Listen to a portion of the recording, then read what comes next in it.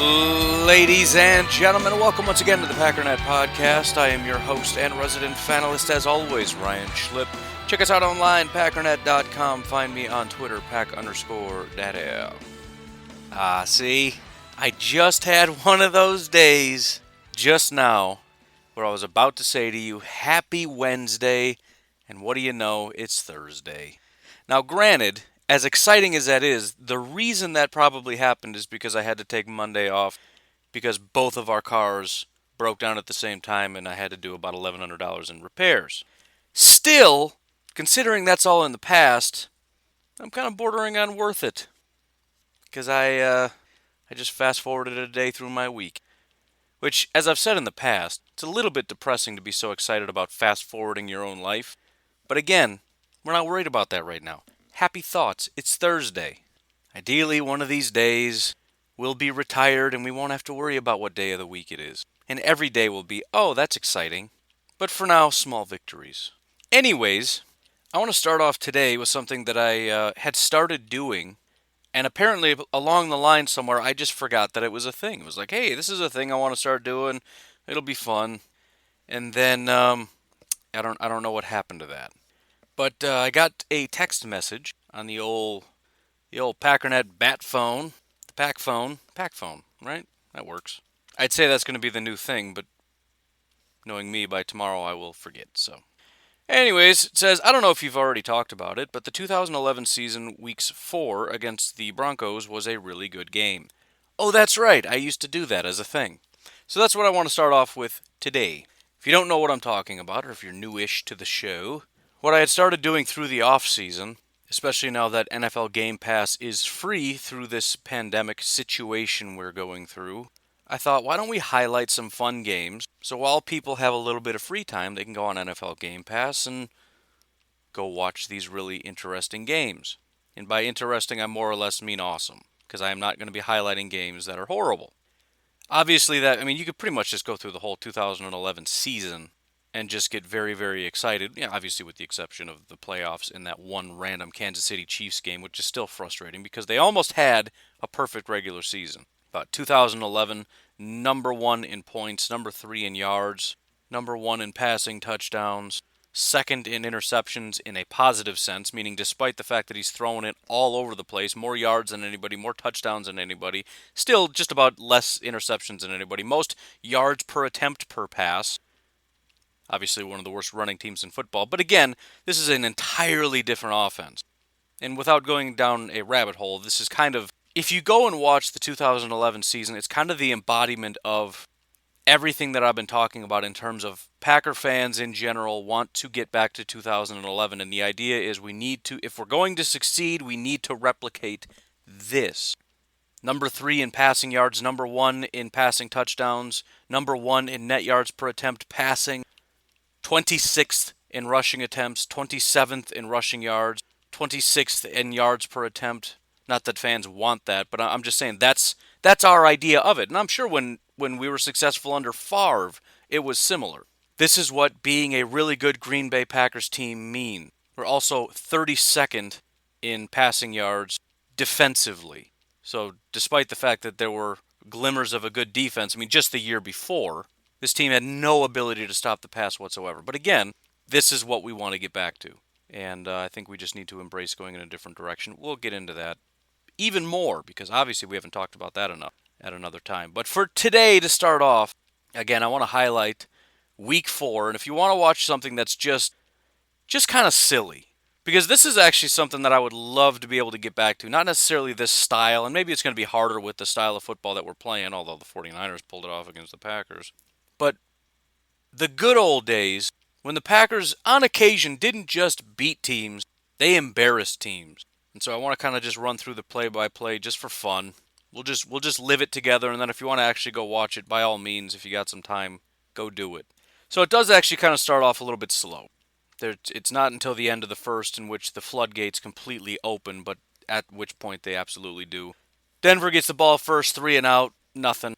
Packers then get the ball. The one interesting thing about it, if you look at it, just again to kind of demonstrate what kind of a team this was, here is essentially what the Packers did. pass to James or run by James Starks, pass to Greg Jennings, pass to Jordy Nelson, pass to Jermichael Finley, pass to Donald Driver. The distribution, as I've said before, there was a reason why even in 2011, outside of Aaron Rodgers, you never touched anybody on the Green Bay Packers team, including defense, maybe Mason Crosby. You never touched anybody for fantasy football. As good as Jordy Nelson was, you just couldn't really trust it because there were so many guys. The ball got spread out so much that you never really had, again, despite how good some of these guys really were, none of them ever statistically were at the top of the league. But ultimately what ended up happening, despite being a very good drive from the Green Bay 31 all the way down to the Denver 12, it ended up being 4th and 1. They tried to go for it. For some reason, felt that James Starks would be able to pick up that yard. He ended up losing a yard. Shocker. Anyways, Denver mounts a pretty good drive all the way from their own 13-yard line down to the Green Bay 9, kicks a field goal. Denver's up 3-0. Not a super great start. But as I said, floodgates are about to open. So from there, it's 2nd and 9 after Aaron Rodgers scrambles for a yard. Completed pass to Donald Driver for 5. Pass to John Kuhn. We'll add him now to the list for 5 yards. James Starks runs for 2 to get the first down. James Starks runs for 16, a very rare more than 5-yard run from James Starks. And then a 50-yard pass to Jordy Nelson for a touchdown. Denver's like, all right, man, you want to play that game? I guess we're going to go tit for tat here. Willis McGahee runs for 5. Willis McGahee runs for 1. Kyle Orton throws a pick to Charles Woodson, who returns it for a touchdown. 14-3 Packers. This is where it gets silly. This is where you know that the Packers are just kind of ridiculous. Following that touchdown, with 50 seconds left in the first quarter, Mason Crosby kicked an onside kick recovered by Jordy Nelson. Aaron Rodgers throws incomplete to Jermichael Finley, 0 for 2. By the way, can we pause here? Packer fans need to stop saying Jermichael Finley was a good tight end. I'm not trying to necessarily be mean to the guy, but I very distinctly remember what happened when we had Jermichael Finley. Every single year, the narrative was, this is the year he's going to blow up, and he never did. The guy was famous for potential and drops. Those are the two things he was famous for. Anyways, hits Jordy, hits Jermichael, throws to James Starks, then he adds Randall Cobb for 14 yards, add him to the list, then Aaron Rodgers scrambles for 11-yard touchdown. 12 minutes left in the second. Thanks to an onside kick and a pick six, it is now 21-3. At the end of the first, it was 3-0. It's already 21-3 at the beginning of the second. Denver did come back and get a touchdown. Brandon Lloyd just had a freakishly good couple series here, 18-yard and a 44-yard reception. Set him up for an Eric Decker touchdown, whatever, not worried about it. Although it does start to get a little scary, and this is the other thing that stinks about having such a bad defense, which is weird to say because you got Sam Shields, Morgan Burnett, Charles Woodson, but again, basically dead last in passing defense. But the thing that's scary is when the other team starts to mount a comeback, and the offense, as it does here, goes 3 and out, and then you punt, and then the Broncos come back and get another touchdown, it's scary. Because as dominant as the offense is, you know you can't stop the other team. That was another hallmark of the Green Bay Packers team. The offense was just ridiculous, and nobody could really stop the offense. I'm not talking about on a particular drive like they did here. It can happen. I mean, you only get 3 tries, and if you run the ball on occasion, and you know you can't get anywhere with that, it's really just one incompletion can throw the whole thing off. I mean, if you pass for 3 yards and run for no yard, and you throw that one incompletion, now you got a punt. But there was never really a team that could just shut down the offense. But that wasn't really the point. The offense had to stay ahead of the other team's offense or you were going to lose. And so after this particular 3 and out, Denver comes back again, drives down the field, and gets a touchdown. So now, again, despite the offense is going to be really good, it's a little bit scary because now it's 17-21.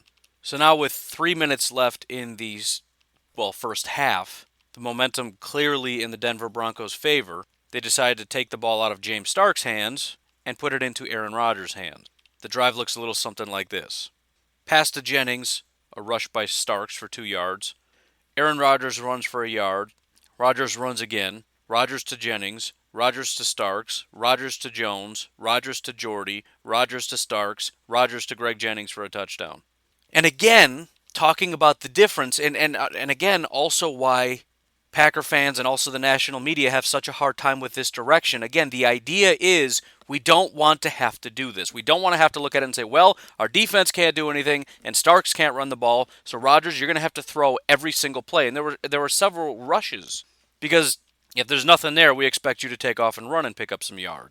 This was the prototypical Aaron Rodgers putting the team on his back, and he did it.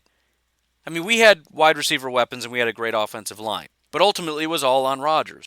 There was no run game, there was no defense, there was nothing. And when things got out of hand, we even just stopped running the ball. Like, look, that's getting us behind. Again, you get 3 tries.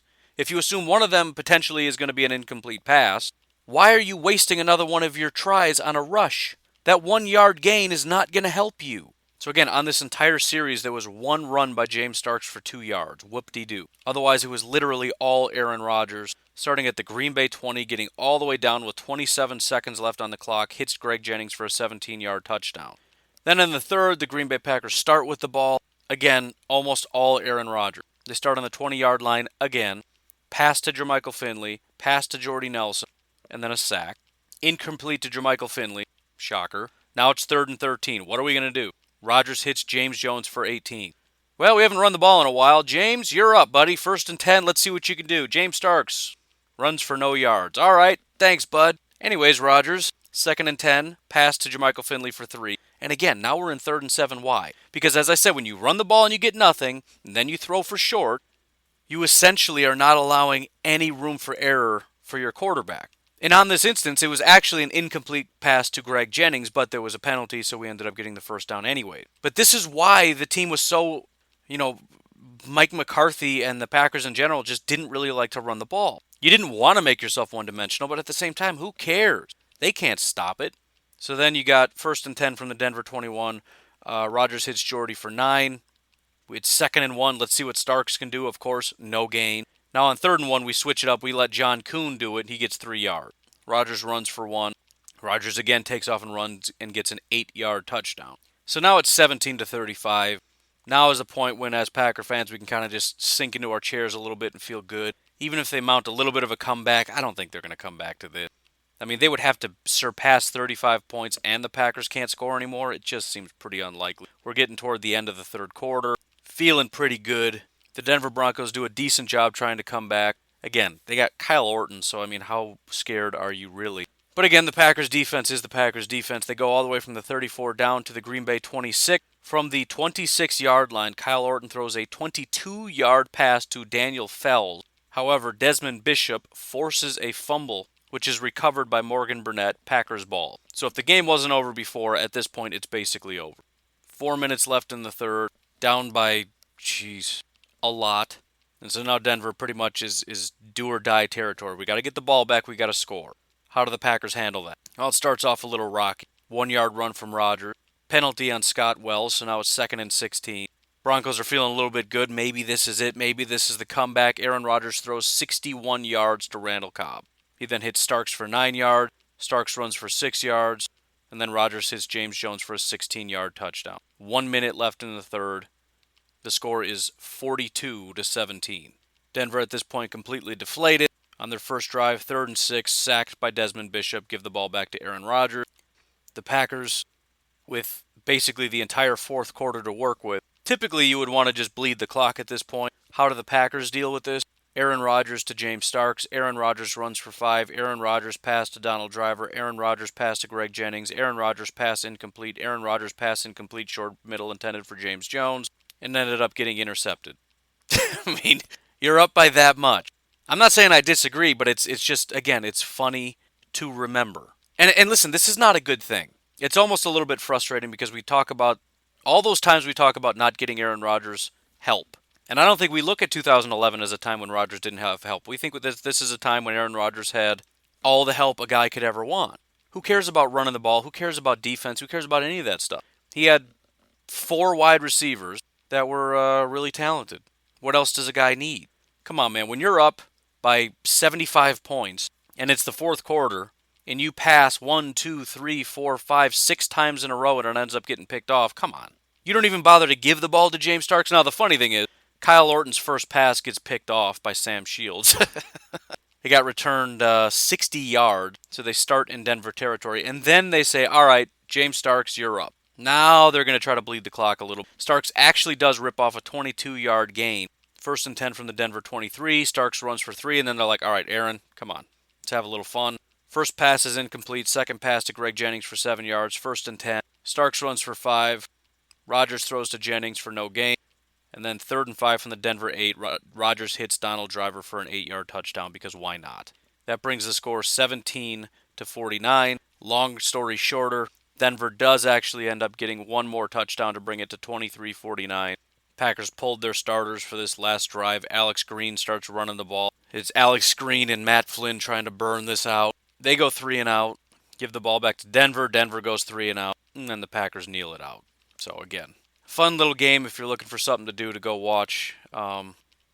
Don't get too excited from the state, because I could see some people looking at it and again saying, "See, look at all the help Rodgers had. What a disaster. What a catastrophe." Look, this might be a catastrophe. The direction we're going may be a catastrophe, but it is the direction we're going. And again, we got to stop acting surprised. The days of get Rodgers 4 receivers, no running back help, no defense, and hope Aaron Rodgers can just distribute the ball all over the yard, those days are over. I mean, just in general, those days. What team is doing that right now? The Chiefs, maybe?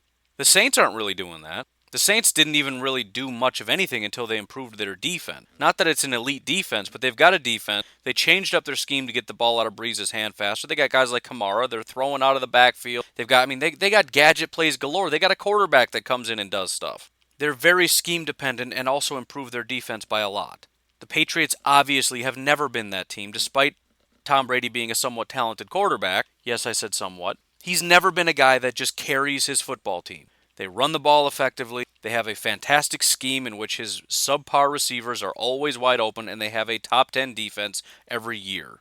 This was fun while it lasted, and again, go watch it. It's fun. But don't watch it and reminisce and say, gee, I wish we could go back to that. I really don't.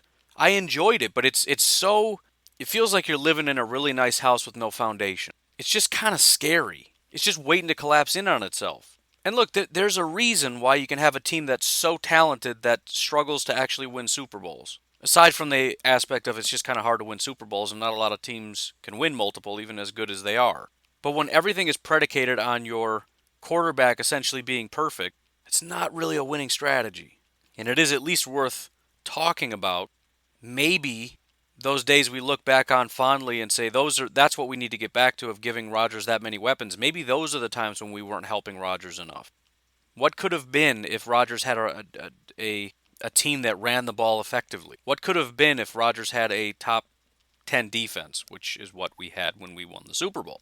And that also brings up the point that it's hard to give Rodgers, we phrase it as give Rodgers, but really it's just building a team that is capable of winning Super Bowls. But it's hard to say, well, we're not going to win unless he has weapons. Also, we need to be able to run the ball. Also, we need to have a great defense on top of having one of the best quarterbacks in football. I mean, come on. How can you put that on a GM? At some point, you start to sound like a really spoiled fan base, right? I mean, back when we had Rodgers and Jennings and all these wide receivers, and I guess kind of Finley a little bit, and this great offensive line from tackle to tackle, but you can't also have a great running back and great pass rushers and great corners and great seriously. And now in 1 year, Brian Gutekunst has basically transformed the defense, and we have Rodgers, and we have Devontae, and we still have a really good offensive line, and we have a really good running back, but we don't have a great number 2 wide receiver. Gutekunst is the worst. Oh, my life. Just kill me now. I mean, come on. Do we feel a little bit bad? Why can't we have good corners and good pass rushers and good safeties and good tackles and a good guard and a good center and a great number 1 and a great quarterback and a great running back and a good number 2 and a linebacker? Why can't we be great everywhere? Gutekunst is the worst. Yes, I know that voice is annoying. So are you. I get it. But really just think about that for a second. Do I really have to pull up every single team and point out all the flaws they have? Outside of the Saints, who pretty well have decent players everywhere, it's very rare to find a team that's pretty well stacked in all positions. And they're not even stacked. They just don't have garbage anywhere. And really, the Packers don't either, outside of maybe linebacker, unless Kirksey has a good year. Funchess isn't garbage. Wagner isn't garbage. He's not as good as Balaga. And yeah, Funchess isn't as good as, I don't know, A.J. Green or whatever fantasy we can build up in our minds. But our defensive line isn't garbage. Tyler Lancaster is not that bad, especially as a number 3, Dean Lowry and Kenny Clark. I mean, we could use a little help, but let's keep a little bit of perspective. In terms of talent, there are defensive lines that don't have anybody. I mean, again, you can pick any team you want. Look at the Baltimore Ravens. The Baltimore Ravens are a phenomenal team, largely because of Lamar Jackson and these great tight ends. But depending on how good of a running back Dobbins becomes, we have better running backs. We have a better offensive line. We have better wide receivers. We have better pass rushers. They do have a probably better safety in Earl Thomas, but Earl Thomas was good, not great last year. They probably have better corners. They do have Calais Campbell, depending on how much tread he has left. But again, they've got holes all over the place. They need wide receiver more than we do. And their starting wide receivers are Hollywood Brown, who was okay, 42nd out of 122 wide receivers. They have Miles Boykin, and they have Willie Snead. That's a terrible group of wide receivers. Well, they got Devin Duvernay. Right. So this is a team that's on the cusp of a Super Bowl, similar to the Packers. This is a team that could use some wide receiver weapons for their talented quarterback. And their solution is Devin Duvernay. I like Duvernay. This guy is not going to revolutionize football. And by the way, J.K. Dobbins, as much as you might like him, Mark Ingram was doing a pretty solid job. I mean, across the board, great blocker, great receiver, great running back. How much does that... I mean, again, how is that much different than what we have? They already got a running back. He's doing a great job. And they got another one. I mean, Jesus, I'm scrolling through these teams. It's just... I'm trying to find great teams to give an example, and it's just terrible. The Cardinals, the Falcons, the Bills, I don't even need to explain why these teams are worse than the Packers. You know. Should we look at the Bears? I'm not saying you're wrong. Maybe you're right that we should have gotten a wide receiver. But even that, can we just... You know, I was listening to something yesterday, and, you know, the question was posed, what grade do you give the Green Bay Packers? And I thought, what would I say if I was asked that question? You can't give an answer. And I understand that's kind of a cop-out, like, oh, of course you can. You really can't. Think about it in terms of Jordan Love. Let's say 4 years from now. 4 years from now, Jordan Love has come in. He has established himself as the starting quarterback to the extent, not necessarily judging based on how good he is compared to Aaron Rodgers. But let's say we are comfortable with where this team is headed. He is a perfect fit for the scheme, and Packer fans, as a general rule, have no thoughts or feelings of we need to replace this guy. Comfortable with this guy can help us. He can win us a Super Bowl. No question. Is there one person on planet Earth that looks back on that draft pick and says, yeah, but we should have got Denzel Mims. I still wish we'd have got Denzel. Nobody says that. That would be... Think about how absurd that would be. If the Packers legitimately got the next great quarterback, every single person who knocked that pick is going to look like a complete moron. And on the flip side, if it doesn't pan out, then you can kind of judge it for what it is. It was an opportunity to help the team to win now that you did not take, that you should have taken because you misevaluated a quarterback. But how do you judge that? This is either a terrible draft or Gutekunst's best draft of all time. Because the defining draft for the past GMs that we've had have been the quarterbacks that they took to lead the franchise. We didn't draft Brett Favre, but it was the acquisition of Brett Favre that Ron Wolf has made a name for himself with. That's what started everything.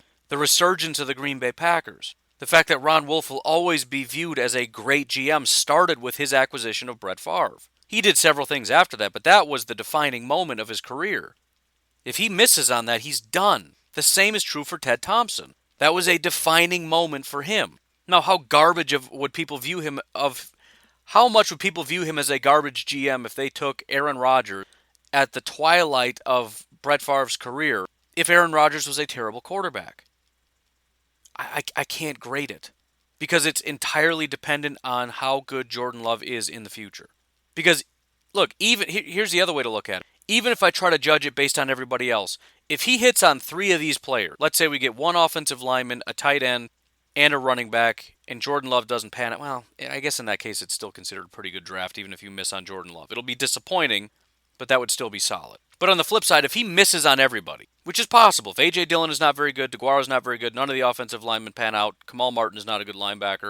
But again, Jordan Love is the quarterback of the future. You still are going to look back on this draft as a profitable draft. If he is in 3 years a top 10 quarterback, you cannot look back on this draft and say it was a bad draft. Because the value that we got from this draft, despite, you could still criticize a guy for missing on that many picks, but the value the Packers will have gotten from this draft is more than just about anybody else, depending on who else got a franchise quarterback in this draft. But there's no greater value than that. I promise you, Jerry Jeudy will not bring more value to a team than a top 10 quarterback. So, once again, we're here, and I don't know how we got here. But, the point is, it's fine to say I would have gone in a different direction. But we cannot define how good or bad this draft was until we see whether or not... And there's two things at play here. There's the individual aspect of evaluating individual talent.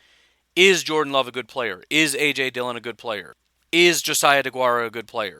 Then there is the bigger, more macro version of this, which is, are we going in the right direction? We are shifting our entire offensive philosophy with this new head coach. If Matt LaFleur is not able to deliver on this vision, that is a catastrophic situation. I mean, it's kind of similar to what's going on with Pettine, to where we've got the pieces, we need you to execute.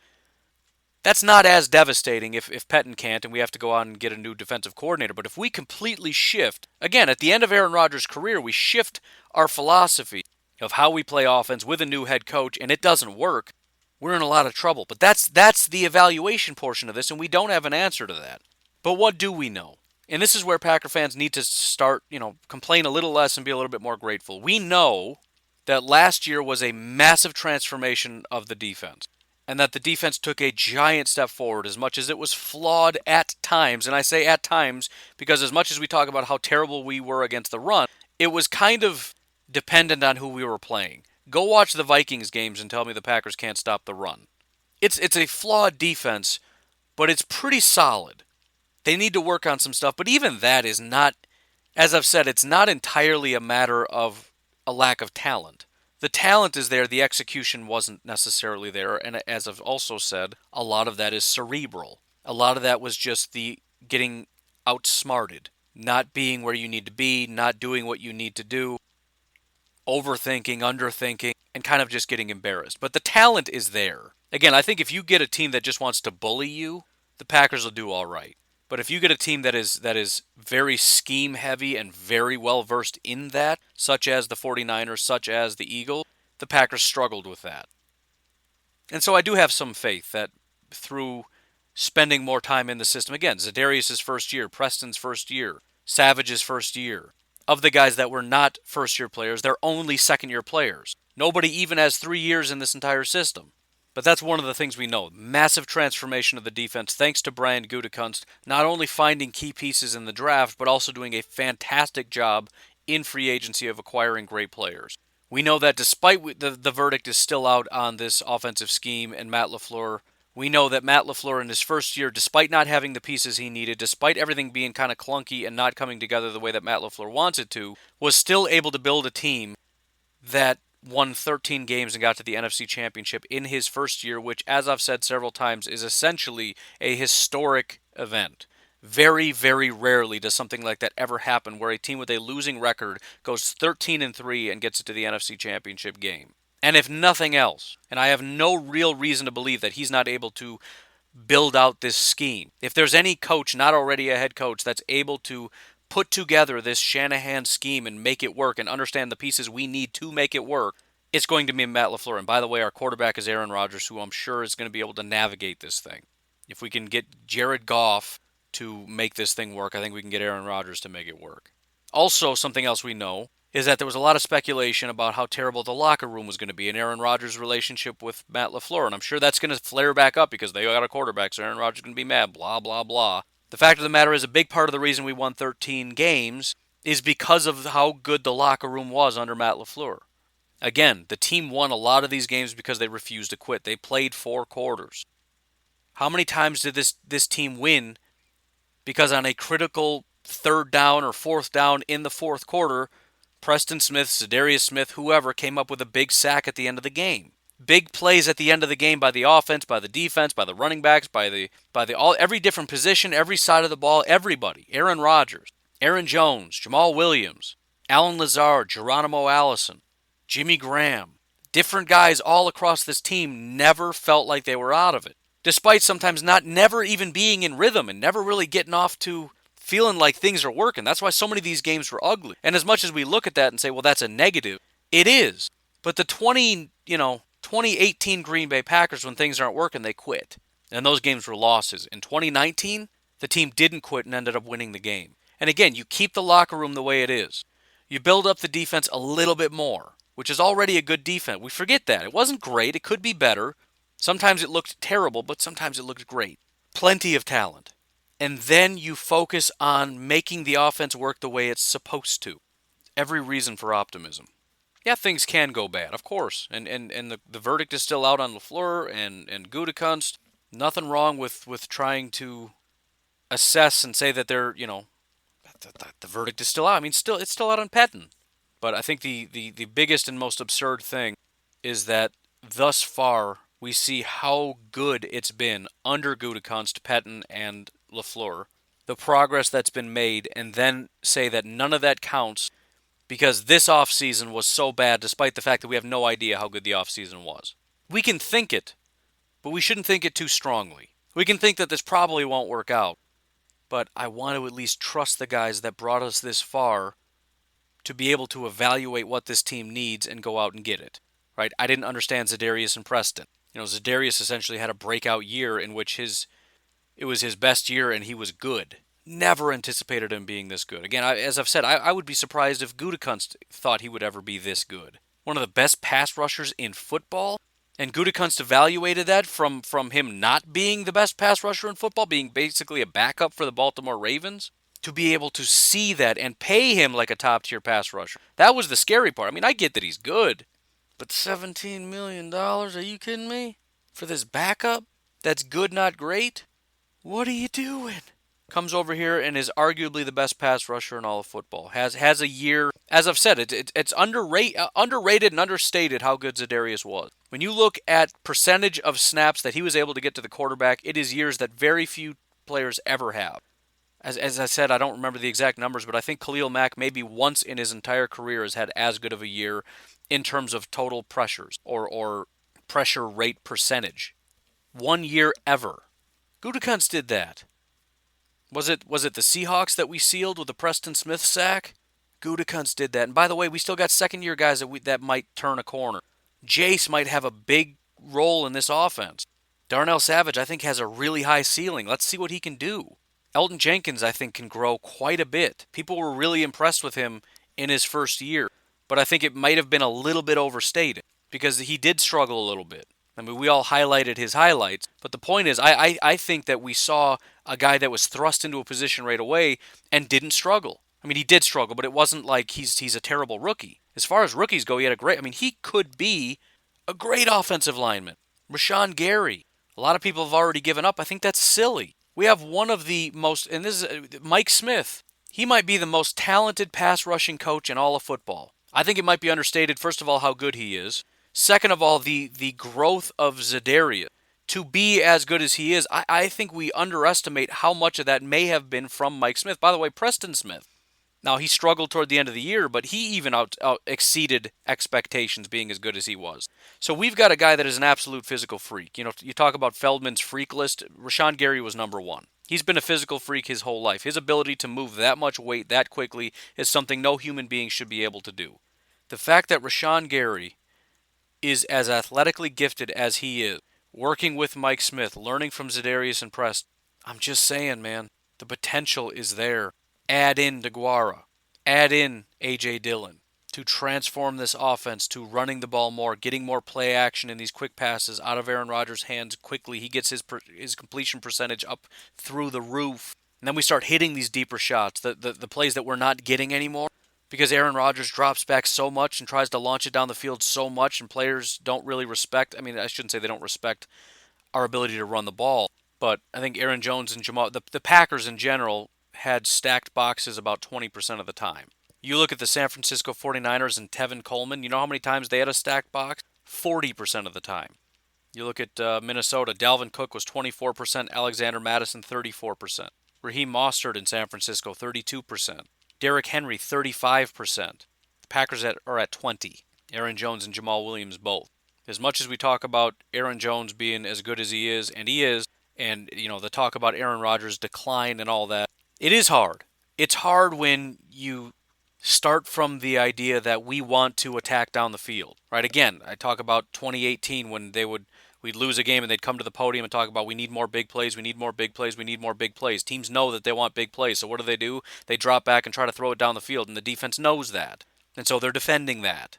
But you start grinding on the ground. You have Aaron Jones doing what Aaron Jones does and scaring teams to the extent that we're scaring teams. But then you also bring in a guy that's running the ball 15, 20 times a game on top of Aaron Jones and just grinding. And if A.J. Dillon can be, halfway as good as we hope in terms of his ability to get 4.5 yards per carry, on top of Aaron Jones getting his 5 yards per carry, this is a lethal combination where we're running the ball 25 times a game and picking up 4.5 to 5 yards per carry. And if you don't adjust, if you don't come up and try to stop it, we'll do this all day. This isn't like the days of James Starks where we do it once on first down just to try to keep you honest, although you don't really care. And even with, basically playing dime defense, you can still stop us for 1 yard. Not going to happen. All I'm saying is there's reason for optimism and there's reason to be excited. Anyways, I'm just about out of time, so why don't we take a break, and then I want to address just a couple quick questions, and then we'll get out of here. So I had a couple what about questions. The first being, what about Curtis Bolton? Curtis Bolton is another guy who was kind of a preseason hero. Right? Guys loved Ty Summers. People were real excited about him. And then also another guy that was doing pretty good things was Curtis Bolton. And a lot of people were excited about him possibly having a role on the defense. Now, my thought on Curtis Bolton is actually relatively similar to what it is of Kamal Martin. I don't think very highly of Curtis Bolton.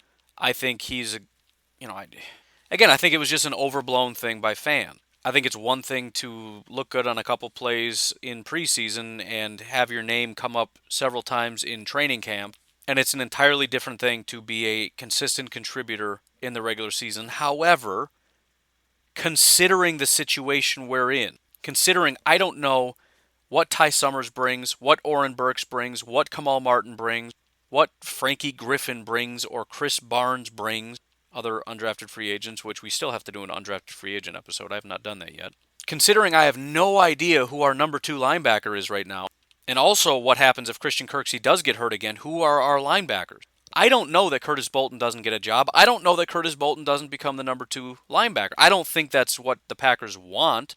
I think the Packers drafted Kamal Martin with the expectation that he's going to step in and be a contributor. I know he's a later round pick, but he's competing with a 7th round pick and a bunch of undrafted free agents. Also Oren Burks, which I guess I should say that Oren Burks is going to get first look. All right, there's no question it's Oren and Christian Kirksey, but it's also Oren Burks is kind of on the block, the chopping block, that is, not the trade block.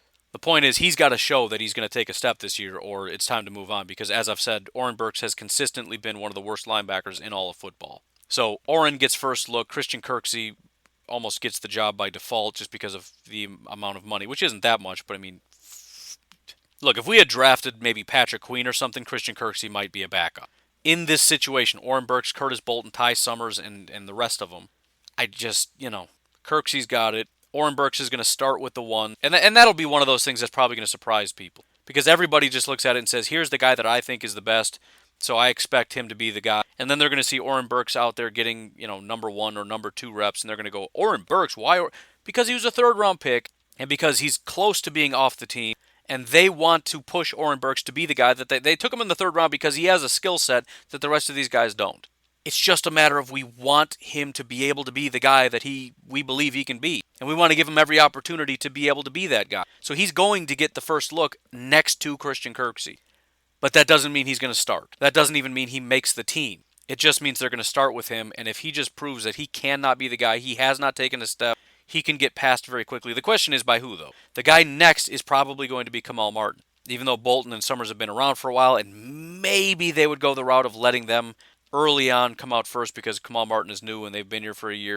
But they're still going to be pushing Kamal Martin. But again, that doesn't mean he's going to be successful. He might be garbage, in which case Bolton could end up being the guy. And if Christian Kirksey gets hurt, there's no saying whether Curtis Bolton isn't our starting linebacker. So it's possible, but it's not possible from the standpoint of I believe he can be a really, really good linebacker in the NFL. It's possible from a standpoint of I'm looking at a pile of just, that's it. And I know as far as other Packers podcasters and bloggers and everything else, I'm probably the lowest on Christian Kirksey of everybody. But I still think compared to everybody else, he's by far our best linebacker. And he's the one guy that you can say does have the skill set to be a starting linebacker in the NFL. He has been a starting linebacker in the NFL. He has been successful, despite being bad more often than good.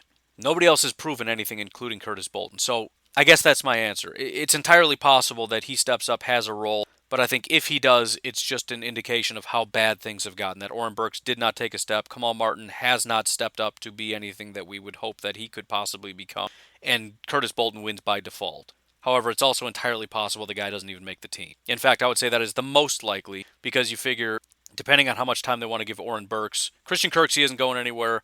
Oren Burks, they're going to want to keep around if there's even a glimmer of hope. Kamal Martin obviously isn't going anywhere. And as far as undrafted free agents, you want to give the other two inside linebacker undrafted free agents an opportunity over Curtis Bolton, because we don't know what the other guys can bring. So Bolton is almost, in my opinion, bottom of the barrel. He has to prove more than anybody that he really has the ability to do something.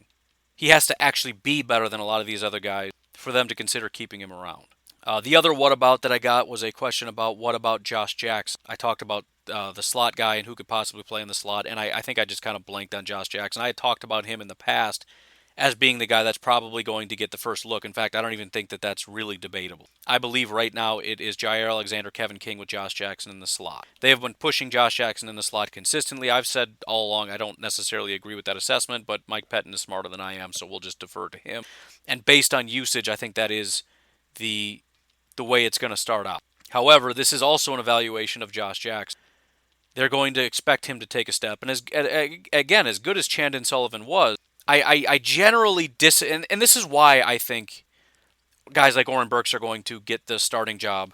It is basically theirs to lose. This is just how teams operate, especially the Green Bay Packers. Chandon Sullivan, I believe, already is a better football player than Josh Jackson. But Josh Jackson was taken in the second round and has a higher ceiling, so the Green Bay Packers are going to push him into that spot until it becomes impossible for them to not start Chandon Sullivan over Josh Jackson. Chandon Sullivan has to be better than Josh Jackson and consistently better than Josh Jackson before they will even consider putting him in that spot. And that to me is frustrating because I'm looking at it just as it's kind of similar to Madden. The guy with the higher number gets the job, right? The 84 overall player starts before the 83 overall player because he's better, because I don't really care. It's just numbers to me. It's not that way for the Pack. They see upside, they see potential, they see grooming. They want to give him more snaps to potentially get him up to being a better player because they know how good he can be if he meets his full potential. So they're going to push in a lesser player like Josh Jackson over a better player like Chandon Sullivan for that reason. So yes, I did miss Josh Jackson when I was talking about the slot. I was just kind of talking in generalities. It was really a discussion about Darnell Savage and his usage in the slot. But yeah, I do think that is at least how it's going to start out. And I don't know where we start, if we start in training camp or we start in week 1 or we start in December. I don't know when or how this NFL season starts, but whenever it starts, that I think is going to be their initial starting defensive roster. And again, it'll be Josh Jackson's to lose. The question is, will he lose it? And I think there's a case to be made for that. I hope he doesn't, because I do believe in his ceiling, and I am still slightly excited about him as a prospect. But anyways, the third what about that I got as a question was, what about Mike Daniels? There's, tweets all over the place. Somebody said, I want you to come back to Green Bay, and he says, hey, it's free agency, anything can happen. The thing that's missing is that he was actually asked about it before, and he had a different answer. The first time I saw him respond to a request to please come back to Green Bay, he said, and probably somewhat jokingly, but he said something to the effect of, no, I'm too old, and I don't fit the scheme anymore. Now, he might have been saying that tongue-in-cheek, kind of sarcastically, because that's what other people are saying. But the fact of the matter is that's true. We didn't cut Mike Daniels so that we could bring him back. There's no way. Our defensive line isn't worse than when we cut him the first time. We knew what we had and got rid of, and Mike Daniels is not better than when we cut him. Mike Daniels is older than last year, kind of goes without saying. He's older, he's expensive, and he's not what Mike Pettin is looking for. Would I like him back personally? Of course. I love Mike Daniels. But it's not about me sitting here talking about what I would do. It's more what I like to do is say, what are the Packers going to do? And I'm just trying to read what they're they tell us what they're doing by their action. A little bit by what by what they literally say, but mostly by their action. And when they moved on from Mike Daniels, that told us a lot about the direction they're going, what they want to do, and also just the Packers in general, whereas they don't like expensive older players that don't fit their scheme, which I hate to leave it at this because this is a big discussion, but something that certain people have been telling me over and over that I've mostly been brushing off that is starting to make more sense to me as a possibility is the idea that David Bakhtiari may not get another contract with the Green Bay Packers. Think about the formula. The Packers first of all, don't like giving third contracts to older offensive linemen. Just in general, they don't do it. But older, extremely expensive, doesn't fit the scheme. Matt LaFleur wants his guys. And if they're willing to draft a quarterback to replace Aaron Rodgers to more adequately fit his scheme, why do we think they wouldn't draft an offensive tackle that more fits their scheme to replace David Bakhtiari when the time comes? It's almost the exact same discussion that we have with Aaron. But come on, you can't get a guy to replace David Bakhtiari. Oh, you're right. And they're not going to cut him. But the point is, when the time comes for another contract, they want to be in a position to say, now we're good. And the further objection, I'm sure, because I was the one making the objection for months before it's starting to sink in that this is a real possibility. Well, come on, give me a break with scheme. The guy's the best pass-blocking offensive tackle in football. Forget scheme, that's all that matters. Look at the 49ers, look at the Rams, look at these teams that employ the Shanahan system. You know what the first thing they almost always do? They go out and get offensive linemen. Think about it. Everything is built off of the run. We went out. We got Elton Jenkins, we got Billy Turner. We got offensive linemen very early. We got A.J. Dillon. We're starting at the core. Offensive line, running back, tight ends. Everything is kind of coming into focus. And again, so you got that aspect of it, of seemingly wanting to get away from that style of player toward a different style of offense and different styles of players. And then again, you add in we don't like guys that are older, expensive, and don't fit the scheme, and that is David Bakhtiari. Because again, as good as he is as a pass blocker, top 5, top 10, whatever you want to say he is, top 5 is fair, he is consistently one of the lesser talented run-blocking tackles in football. And nobody cares, because again, that doesn't matter, but when you're Matt LaFleur, I feel like maybe you kind of care a little bit. It's one thing to be really good as a pass blocker and adequate as a run blocker. It's another thing to be really good as a pass blocker and really terrible as a run blocker. And the third or fourth or fifth or whatever we're on thing to consider is, according to PFF, as much stock as you want to put into that, it doesn't really matter. The fact of the matter is, Bakhtiari did take a little bit of a half a step back. It's again, everything fits with the Mike Daniels thing. Mike Daniels took a half a step back, and you're like, oh, gee, I hope he rebounds. He's getting older. He's getting expensive. All this stuff, and you think, okay, but they're not going to get rid of him. Of course he's going to stick around. It's not even a question. He's gone. Just food for thought. But anyways, I do have to get going. You folks have yourselves a fantastic day. I will talk to you tomorrow, which is Friday. Have a good one.